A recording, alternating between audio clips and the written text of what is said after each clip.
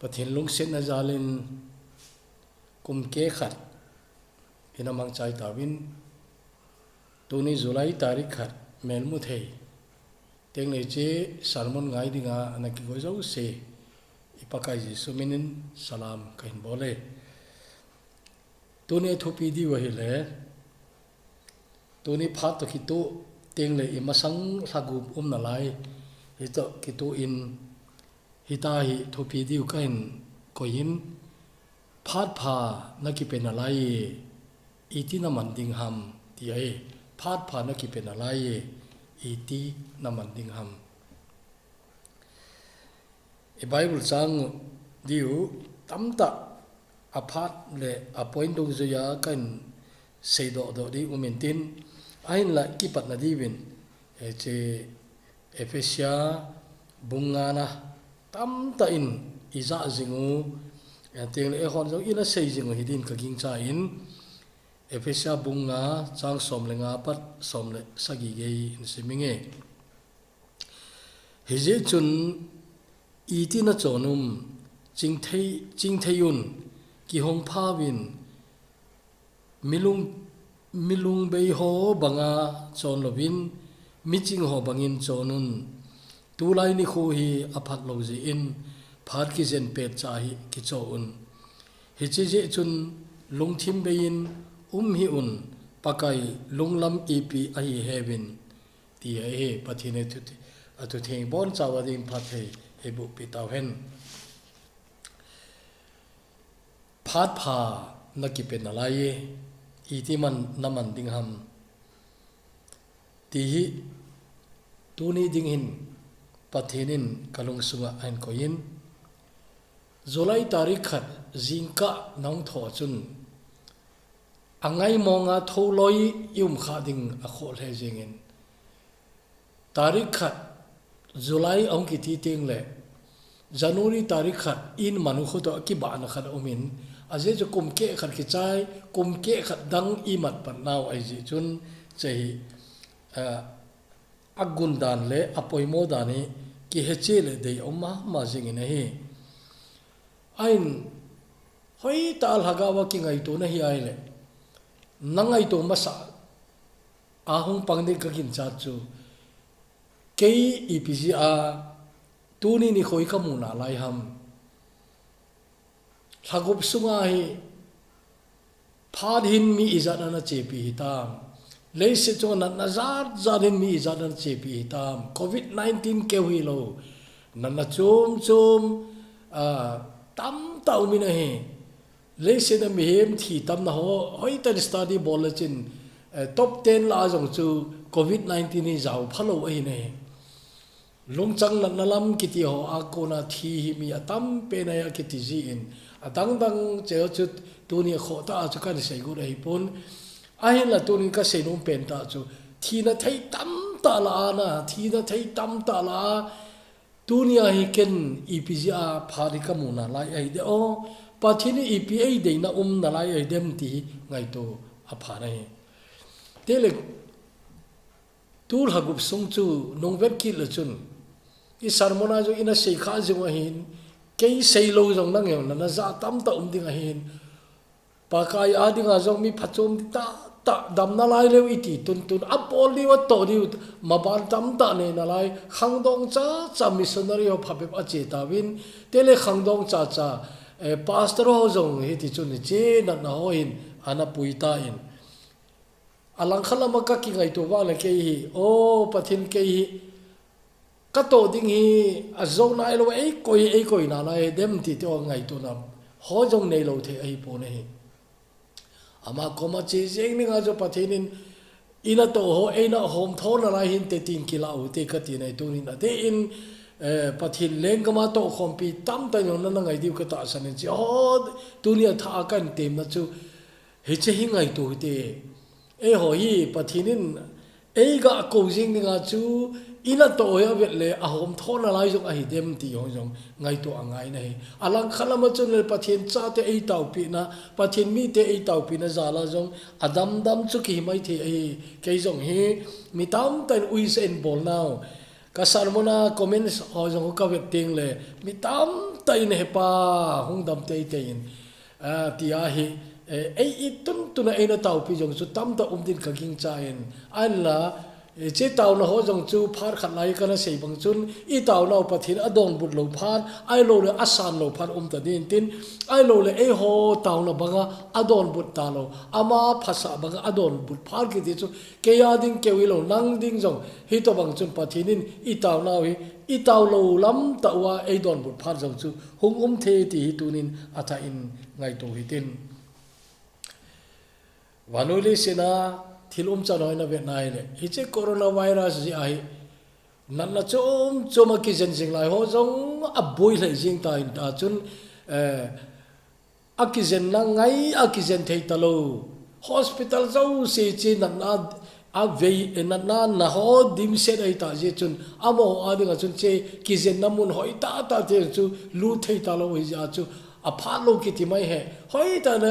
ki jen thei leo thilo healing zu mi tam ta thi zong hi tan te ti yong chu ngai to lo thei ai po ne he I che thi na thu hi se ki yong cha nom po ni jong le I thu piu ki che na dinga chun them khat tu ni ka sei do nom au ki na lai ne lam ka khop ye cheng ho ding chun lung thim no mo ta ti chu hapta si ai mi ni mi thum chu thi jing a hi kang popile jong langa jong mi athie imfala mi athie sadaril sa lo le hoi lai la mi athie ti je hel saw ai wanga lam ka khopi cheng ho adinga chun ano mo ma jeng chu jun tarik som ni le sagi pakai ni khu chun mi nga Churchanpur civil hospital a konin che covid 19 athi anaki podo nahi che ho chi be nai le ano mo he jing nahi ain chi ho tuni salmoni kasut jinglai hin tuni group khana kolang ti chu barmalanga isu pyo thu sim ahung ki muki ne nai ama ho boina chul agamu sepain government ankila ajengwa gum ko chang ta ti mayo te ta chu thaguma ta hi government an la wa hi ta hi aki phino mi zat a thau hi tam ti chuna ne he doin che jing lai chun tu ni mi pi che ki phin hola akuna chu aban banong ki kai son khan ai divem ta chun mun tin to covid 19 problem mi mun tin ta in che cho hapta ma sa nu pa lung se ta ta thu sim long chu che sarmon nung zo nung pe na chun kana sei ta nahi tuni July tarikh khat ni chun amo gamlama ko na news khat anaki mu chu kolpi ati che che ehon kalemio ti ina heno he che khopi sung mai maya eimi anathi chu January khatna par January somthum ki ka mi anathi chu mi zathum thingde chen ai jani le som sagi aung lingwin he che la chon reverend pastor somleko a umun tengle catholic roman catholic of father thumjong azawin he a chon ho na tong chu somni le ni he che la khan sunga hin anabui tawin tengle che athi zo se jani le som sagi iti la wa chu pasal za le som guble get a hi in tengle numei zakhat le ni a hi in tengle che ho la a chu khangdong khanglai nunga golang mi som ne le get jong azaw nei choi ngai toi le tunin supiteo I pharo hi a hoi ta poina phari hoi ta lo hi phari alin ale ri het mai yo hen na I het kha lo akidang ta bana umahin phari hoi ta lo ti tuni he diu ka dein hi je chun hi che phan hoi lo la ya hi phar ki jen pet nangin namu na lai iti na mandam na phat pathin na pen na lai iti na mandam ti tunin ingai tu diu I deu nahi ye chun ama sapenin hi che hagu na lai amudingin ga kinem mong hitin hi che hagu bho chu a phazo I man the na ding le hi che khelang pathinin phare pi no na lai jong le iti man diam ti hi che ki man cha di dan chu tunia hi na het khalo ka sei do li yong ampun ai wangin tuni hin atha be ni ngai tu din ka dei nai hi chun to imasang a phazo I man na dinga chun iman zo sa January tarik khat apat January June tarik som thum ni kumke khat abeijan chana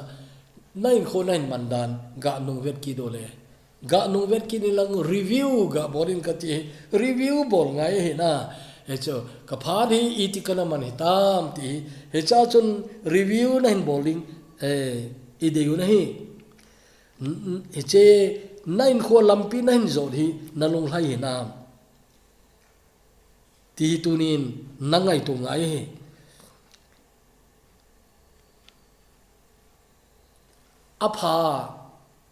apa zo in bol the ni dinga chun iman sa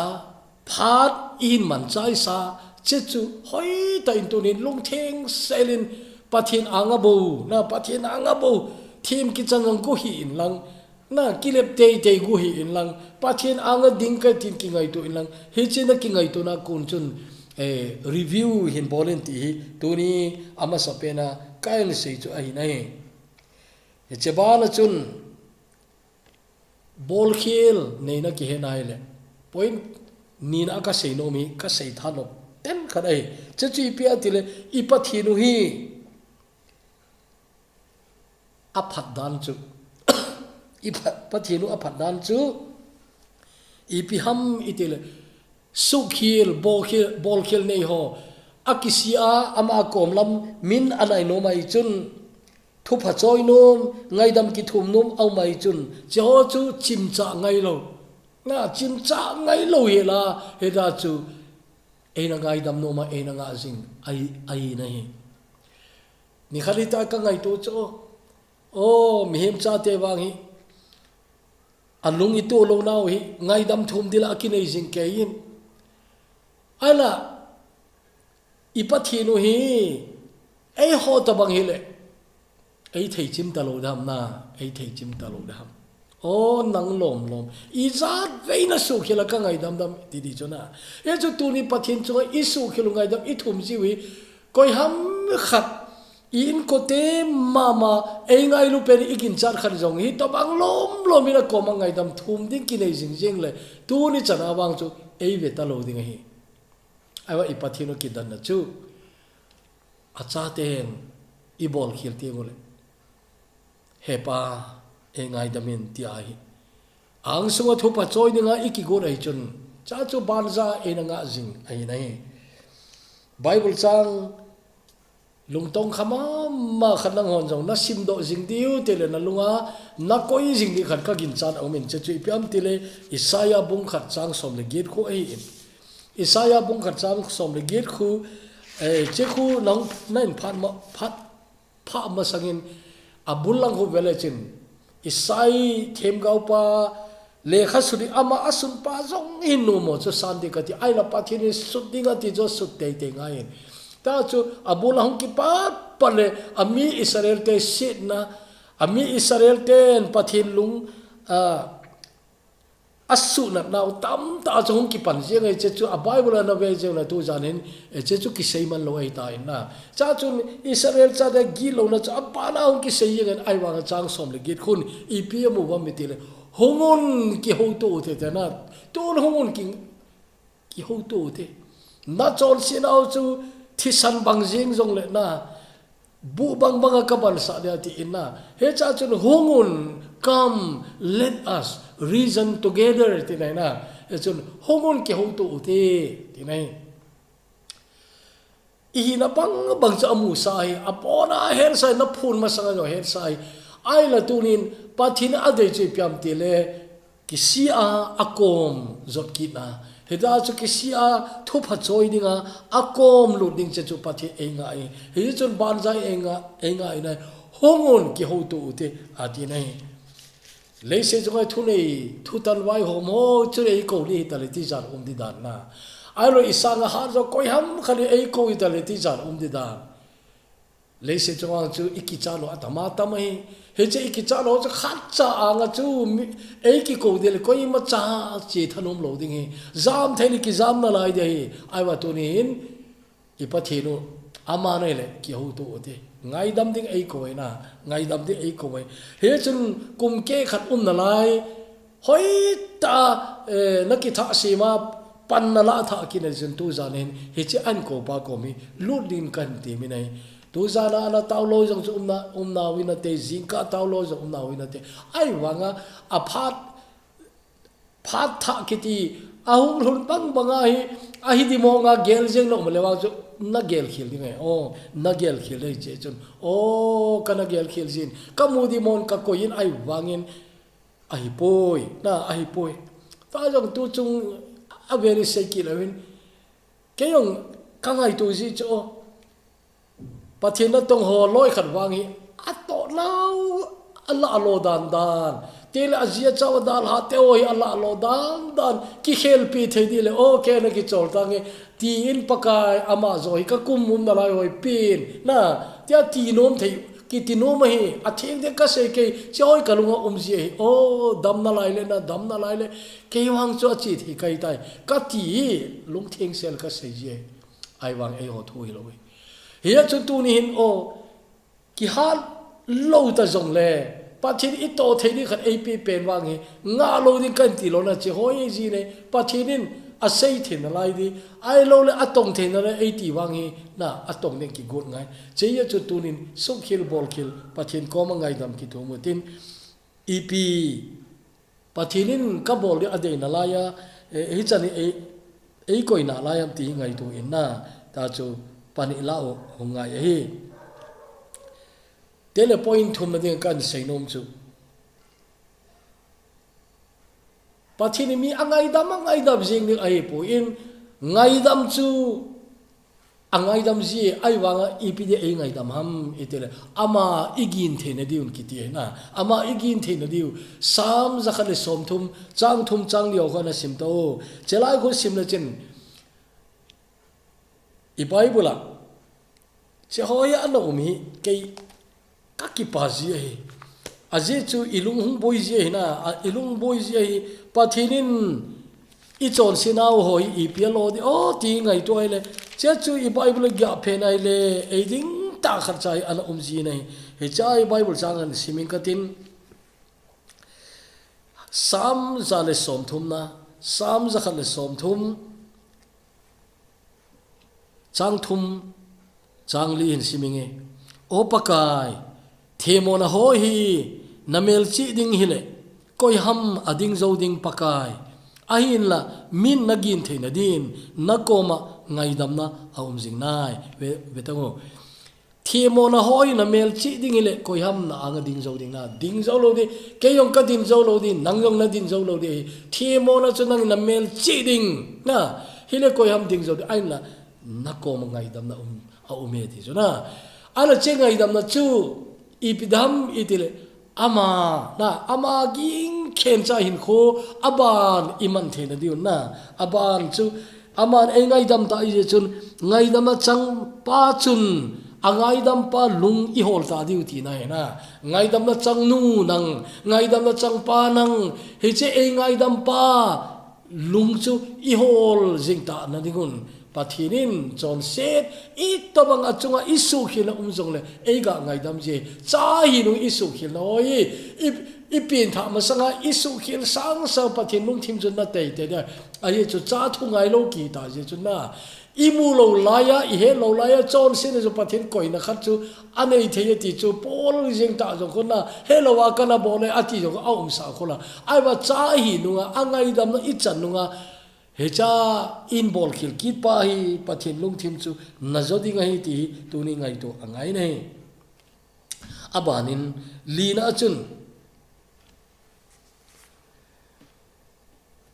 pakai lama ikile kin dingai na hlu na na het ngai na hlu na het ngai I bible sanga lung thim tong khama ma khat aum kin che pam tele thu phon bung ni na khu isimai le cha khu thu phon bung ni na khun pakain zon manga ichele kha thodi anasur sahin thu cheng khat chai zon in adei ama dei de asur khat cha umlowe pakan sunin ati gona sunin ati go thalop jong asut thalop umlo jong asut tizat ta jong asut he jo pakai sunin ati la sut te ngai ahin ana ma sapeni thalop la thim ai wanga cho nom lo ta tong ki zom a uminai che chui piam tile Ephesia ho bung ho kom chun hidin na sei nai na chunga demna them khat kan ye aji chu a khongayo nangma nangai lut masa chu na ha tai na na chunga demna kan ye nangma nangai lut masa chu na ha tai hi chi ji chun che chung mel chi te hoya ko na nalu ham hi chu gel do in chule nalung he in nana to masa ho chu tongin ati nei nana to masa ho tongin aba anai warning khat ong zawi nei che chi pi hami ti ai le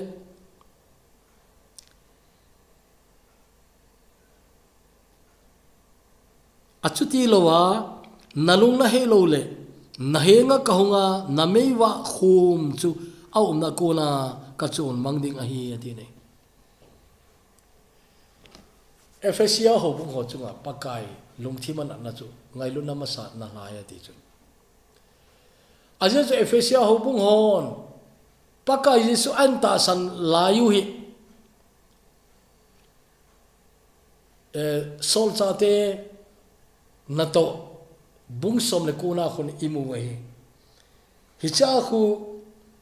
Yesu in mu wa anta san phanu chun paka angai lu se uchun I macha id anei ta povin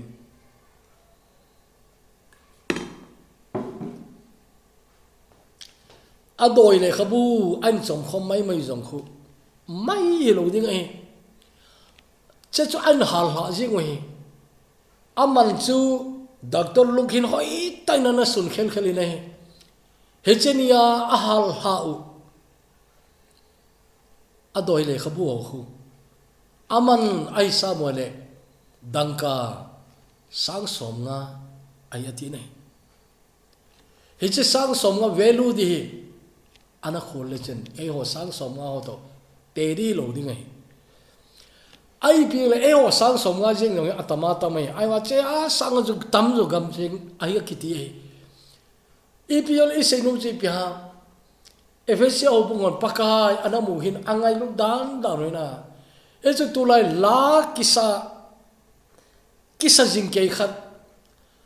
I dei na jong chul thailo koinin salong le ka za sa kitingai lo ding ama sa jong chu kangai no me tia koin sa jong le ingai no chu Jesu nei kanom zoi kiti kona Jesu nei kanom zoi I'd rather have Jesus than silver and gold iti nai Yesu Jesu nei kanom zoi chelao amau khanga chu umnai loi ai wanga ala a kisanai lo jong le athu chaman anasu di zoi taw nei Jesu ai mu hi akipa be se yo chun Jesu nei kan nom zoi hi chun che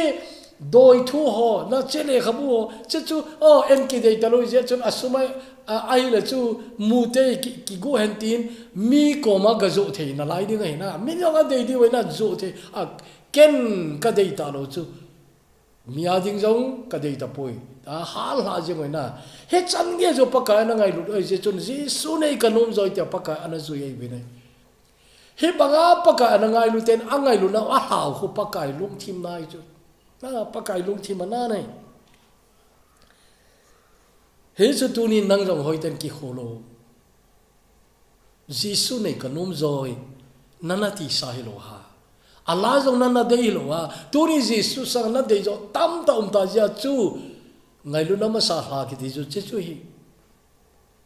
ipin tha ti la chu pakai lo ipi dei uma vanoi I mai ta poi Jesu ken kanei tai ti ai na I had na understanding level kham cha chu pakai ina dewi he chu tu ni miang nung chon teng na miang nung chon teng le abai pena sei dinga chu pakai sanga angai lut zo tampi ta ti nai Ephesia bung ho che chu na hiwin nangai lu na ma san ha iti pakai lung thim ana nai kitang ka sama ma chu achung lam chu sim leo chen che Ephesia bong hobung oi a quality khat wang hi thopi mama thoi cheo chu ala lo umai ala lo ti chu ato zomu umai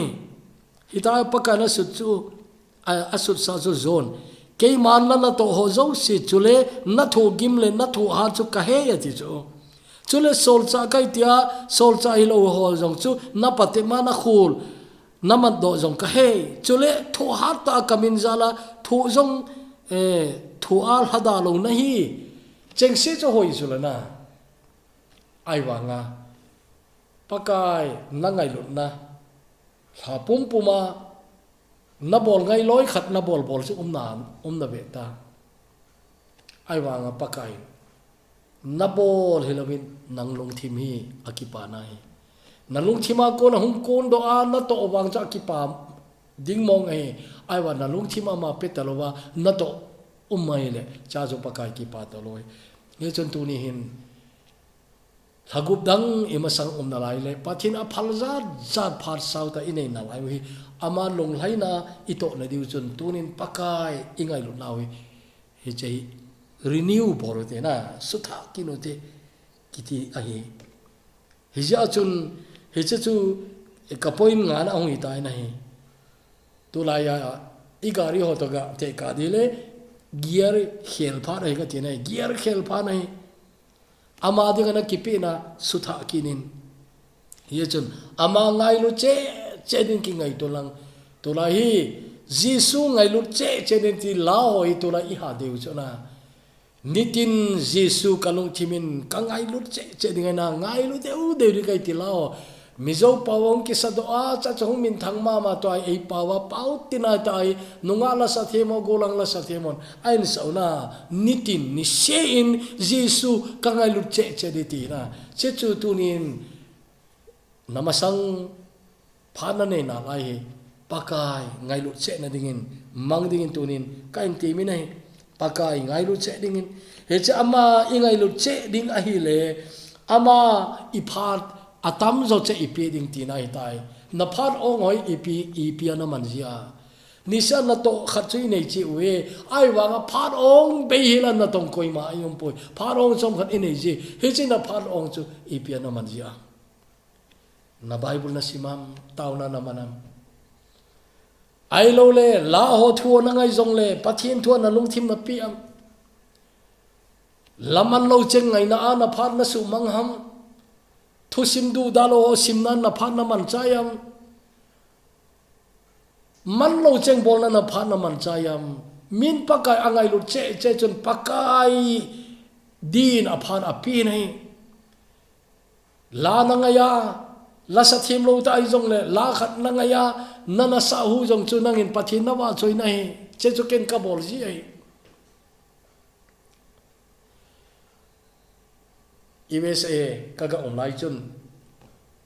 Sunday ni ko kiti iloi gol mu phali talo he ama program che achewa ei chu karla ki nei pun koi ma program ma jong ke ha chelo ai ja chun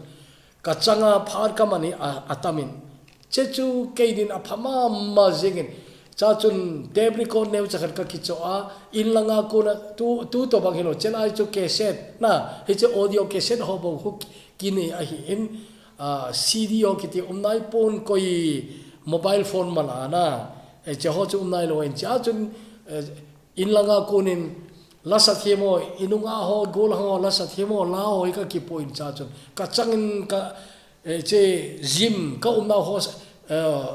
hostel noi lang pe basement i kum so ile basement an noi nung pen chu gym amanu ain che chu phat dang la chu mi hu sa zen zon jeng ai ben ai wa Sunday le koi ma chau no thip yeng ai chemuna chun keidin a phal he jeng cha chun pathian ki wop nan kamang jin pathian taw na kamang jin bible ka sementeng le e je ka ke ka ke se player a kur jo la chu ka play cha chu keila se thim lo chu ka changa la ka sa le ke no ka ngai nom lo ja chun la sa themo la sa u ka zu ya ta chu he che ni khoi worship ta tai ka man je na worship la jong chu English a jong phabe pi omin chaw chu ka mana ta chu pathin worship bolna ka man ji e tunin na phari worship bolna na man ji e ama wa choina loi le gol to laga sa khom hu achu mai hậu ina ikai thei lai wa hậu ina nom ta hậu bung bi pi te lai sa ko achu mai na changa pathin wa choina itina sa zia lana lunglu na khat che chu plain lang na plain lang tu lai ba ba i phone ta chu ilai dei de chu ki hol lo jinga youtube ma di ma na dei pen ta chu download ki bola cha cha vel na ngai thei na ke yong hi tu lai ka ngai jing jing o a umin awa che hi ga se jing jing yong chu mi min ga pha jing jing yong chu a itia a chi lo ne lam khat ana chi khajin che chu ka dei ta pon cha chu mi min yong chu ya pha da in ka ti ai pi jong le to bang chun pathin wa choina phan mangin lang na bible simin lang na bible simin lang tu ni ma chun nunga khanin ning kum lockdown ki palo june ha chun holy bible a khunin ang sun panin tu ni ham chun an sun chain kum khat wal jeb ai kum khat wal jeb ni ani khu tam ta awal poin cha chu bible an sim chain je chu tu ni hin group chom choma thot le na je chu to banga nunga khat cha te nunga khat go lang khanin to bangan bol lo ting le a hello kisan ki pa chu na pathin do ki dan na ta khat chu ama he khalo kisan iki pa jiu chu he chun o khang lai ho he to banga a phar pathin pe do ana pathin pat pe do thagawa exercise iti damna eta apart ki pi do thoi pa chan omuna he che chutunin he che a bible sim nai ta asun theo wang chu ki sun na lai nunga golang thane thaha na lai hon che chu na bol thele phale di ai la asim be na asim be sim di ki go te kati nei ana tuni chun he che poina kan sei be no abana kan sei be no chu he che pathin tu isim jing naw le itaw naw hin eima ta ma hi en khel na eima ei kheling ai eima ki phal thing umungai bible vel na sim wanga nang a khelo le cho awang se mong nai tai ka ti nei ya ju tu ni in pathin tu na sata lai na nei mi khat ama hi ka ha he chin pun hi jong le ho na tong wang cho ei poi sarkar la na tong kharin te ka ti nei ama hin tunia chu whatsapp group ma thil khat an sat chu tolai i whatsapp ho wa pathin thui ta hi le thajinga hi ala angai no mo ngai seng lo athua ngai no mo ngai seng lo athua sim no mo sim seng lo hi to ba chun whatsapp ma message chum asarmona video bolloi audio bolloi tai le thajing dim thajinga hin ki pawang a ume ai wan alang khan ma chun thil khat ka gel kho ume ti chu he che ingai jingu iza jingu in ei khelu hinam na ei khelu nam ti ingai to ri ahin se ya he ei ho I ma cha ei khelu ai le mo se he ti chu na a thon ama pang mana chu a thon he ti chu na mo se ti nai chu he cha ma se chu ama hin su ka sim zo chun kalunga hum ki bela khano mai athon keu se poi mo se keu se poi sab sin na iki hol do diu boy ka tiki ne pathi do ngai je gain ko khelo chu sab sin na ki hol do di boy na ken minute yong ama ho kem ka se ji chu nu te loi khari ke kalung dong chu tawa chi wa ai wanga chu ataw na ama wa khelo ham na ataw na ma wa khelo ham tao jing ai wanga chu ai kho ki khelo a har sinu be chum lo a mi sei sinu jong be chum lo he choi ataw no iza taw yo le pha chum lo ai wa cho taw cha pon thoi taw na mu la che hon a che jing ke hasia che jing ke ai wanga ma ho ko mai ka sei jing sai ye chu tunin ka repeat ai bo wi nei ken ama ho ko ma kem du ka sei jing sai Saten tai ni da ngai ta na sei chu prayer changes things ati chuna che chu ibon ei ta sang jo I ta chu awa tu la saten a sei bela khan chu prayer changes the person who prays ati na taw na kiti chu ataw mi chu a khele na ataw mi kiti chu ataw nan a khel ngai he chu tunin igam su a chal theno nai che hoi lo dam ka ti na pa thin tu I za tam ta dan na nu na pa thin tu I za tam ta dan na nu ai wanga ai khelo le mô sẽ ai kêu hi lovin sắp xếp nó ít chân lo đi vậy chỉ chú tu nín ngay tu hi tin mi dang dang sei wa tama tama cái sei mai mai ya tam tai na che anh angai jing nei bi nei cái yong chu tu ni che war sama hin sei pa hin a sei na chu cái thu sei ngai ho jong chu zau khale a kho na lom lom ding ka ti nei ngai jing ai bang ki khel chum lo ta ki pa thu an sei jing keu chu pa thi no ngai ho hin na ki pa thu sai sei jing keu chu ahin ki pa ta choi le sermon na ngai na ko na ping tha hon ki pa ta loi khawa cha amil lon pum po se hin te ka pum pum ki pa thu se yong zani ma jong chun nu mei khara hi in nunga na ya minu nai mem ka dong pui a owang chun nu pi jong le han be se nai lo ding in ka gelin ai wanga che ho che le ga se ga do jong cha ngai puin ama nan se je pa phat masalaya online crusade sermon li ki zomanan sei chu kananga in hoina ki he chen kan nein ka ki padan cha ju ki pa tu kan se atin na che a ki sei la jo anangai lo ai de o vai no nga en mu do dio ka he poina to nai cha chu hung ping thai ki pa ma ji ne ka ki pa hi to bang chu tam ta jong cha om nai na tam ta jong chu om nai ai wangin mi loi khari ngai je he jong he tam ta ai wanga hin khu ki khelo so pi na in khu ki khelo le mo se ai ke vi lovin sab set na na ki hol khom khat ai ding ka ti zama ma je ne he ji chun tu ni he che pathin tu iza jing o in khu khel te na in khu khel te he jo pathin phat e pen ala hi ja chun i ti na man de ham hin khu ki khel na ta in mangui tin i thu za ho jong hin khu ki khel nan mangui ti ire chun pan lau te ti avela kan seinom ki da hi in kan chai di ai ta in last point sei ta nge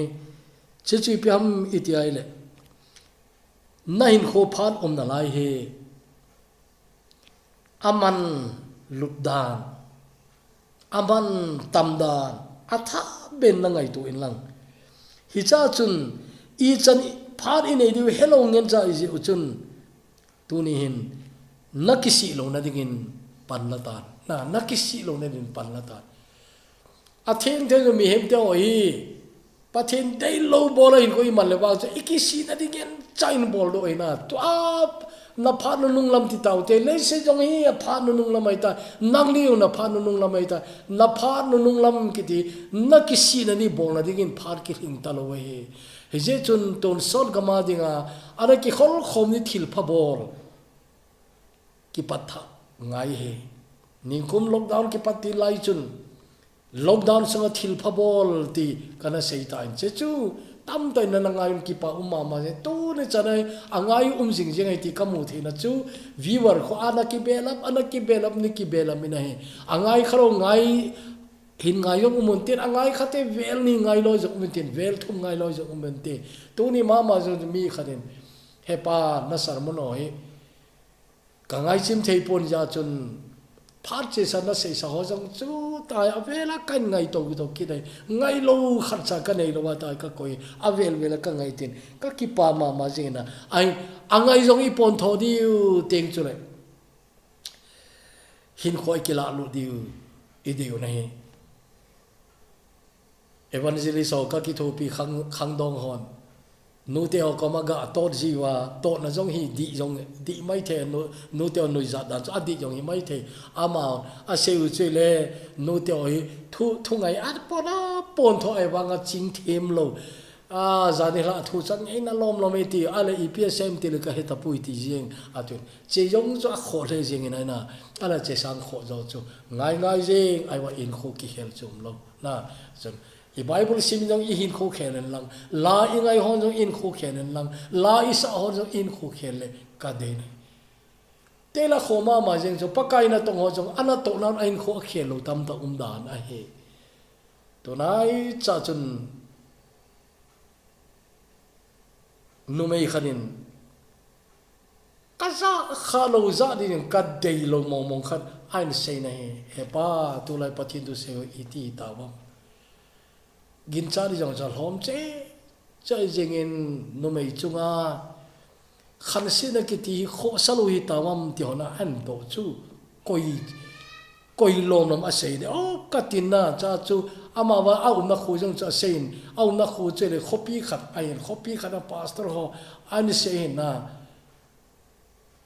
he che kho chu pastor koi umam ti hi ka hol nom le wa ne wa che hol lo chi ma cha phat chom na de pon mi khat gamu se dong chu ke pha ka sapon na ai wa tu ni ka sei nom chi pyam mi loi kha wa chu a ministry sumuna di bo a bol le kilom na pathin tu sei yang ai wa nga chu suma hol nai le kilom ama in kho chu khel mong lo ken kana de lo ma jeng chu speaker khat nunga khat se ki puya wa le tyo bang hi ana umzi hi chaw wang hi cái vang chú ý mà cho xin anh ấy lâu rồi lâu ai đi lâu mò mò cái gì thế này na ai đi lâu mò mò lối khát vang chú zin hun na hậu bung guest house cái gì những cái lối rồi chú đà này về chứ thôi cái xin nó chỉ biết tu ni quay mà cho hệ chế thua ai quay mà cho con đem cái ball đi dùng ai bồi na ball khi lúc cho mà nó mò cái bồi vậy tại ai vang tu ni alien pen apa anh ấy pen chân ipat thiên thôi in hoa khéo ngay thì ai bảo vệ na anh em bên ông pathin in khôi a khel no mai ja chun a thu iza ho a thu ingai ho ala isa ho ala ingai ho in kho khel na che cho hi lo le na christian hin kho ki ti hi la di hum lo di na la di lo di a ki chan pen chu pathin na tong ho jing jong na ina to hi me ya vet chin hung i dai ti chu na me ya vet chin ai te ne ka wam ding kipa man sandi khatcha nei lowa ka wam ding loi ipan kha wang le wang se ma di awa aping tha khat ina hi le wang chu wan khopi kilu nan tin ai wanga speaker damano de mai the khat ve ni chun ke ho thu suwa ka upaho khanin article khat an su cha chomai wa gil ipsuna itele wanal hun tele kidang na sa di thum atinai van na tu hlung tele ki dang na sa ma di thum man di che chu ipiha nang van khopia mu di na kinep lo hil ana di we ti chu cha ma sei chu in sei be di chun phar ta pun na ai van nan jo ana ki hisab ye ana ngai to jeng na van na hlung tele ki dang na sa ma jeng ding chu mu di na gin cha lo hil ana mai the ti chu akhat choile wanal hun tele kidang na sa ma ding chu ana te ni na gin chat ana lo de ti chu na pastor jong hi to bang chu khade hobung upa jong to bang chu khade akuma he dikena vela pang ai wanga wana ki mulo jeng dem treasure ra pang jeng ai wanga chu wana ki mulo dem tunin hoiten ngai tu tina tunin ngai tu te phar ki chai di ko lamai ta je chun pathin thu jong practical tai ki khulungai wana mu lo la chun na pangjing tol dem ti tunin ngai tu ti he je chun akhum khana hitin seitange tuni kan thu sei ki ngai to pat na bowin mangin lang aje chu ken choi sei zo di yong ai poina sei zo thei di yong ai poi chei ka gel kho hoina ai la ke gel kho sa pakan gel kho ja chu nangai jing la ya tu ni ke athu sei pan ka sei do thei lo le kana sei kha lo jong chu pakan na lung thui ma thu sei te te de chi ho chu ana gel khoi phar khat le la ai ho jong ichi di wa hinga le na phar khat covid-19 in mi tam ta ana pui tai abana pui dil achun napang khamai the napan khata jong le kisi loading kati aro che covid sang ati zat zo asol zo na thu na thi di yong ai mai the aro le I ma cha thu man lo wa accident khana head man lo ka na thi mai the to ni yang se gol hang ni motorcycle le khana leng ha hi le kilo achu namuwa chu athisa longa kaido chechu tam ta in WhatsApp na namuri ka ging chai nei kenyong kanamu i pha no hi koi ma chan he po be he je chuloi tan ngai to in o hoi tan ngai to in ki si lo ding na pakai to ki muto ding ki si lo yelin ki gon ka ti chu he chung thil khat tep te mel chi ute hu ina kisan dinga pakai kom izot ni wa khut gua ina zot no he aje cho pakai khut gua chi dinga e de chon phanna puilur go le chin pulur go le chin ki sang lo we